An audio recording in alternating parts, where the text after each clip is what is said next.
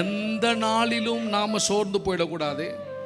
ஒருபோதும் நான் திக்கு இல்லாதவன், எனக்கு யாரும் இல்லை அப்படின்னு நீங்க சொன்னீங்கன்னா கர்த்தருடைய வார்த்தையை மறுதலிக்கிறீர்கள். நீங்க யாரும் திக்கற்றவர்கள் கிடையாது.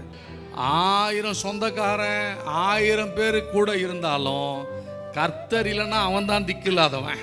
யாருமே இல்லைனாலும் அவர் ஒருவர் நமக்காக இருந்தால் நாம் தான் பாக்கியவான்கள். இதுதான் மிகப்பெரிய சந்தோஷம். அப்போ ஒரு நாளும் நம்ம இருதயத்திலேயோ நம்ம வாயிலையோ சொல்லக்கூடாது, ஆண்டவரே எனக்கு யாரும் இல்லை. அப்போ அவர் கேட்பார், அப்போ நான் யாருமா?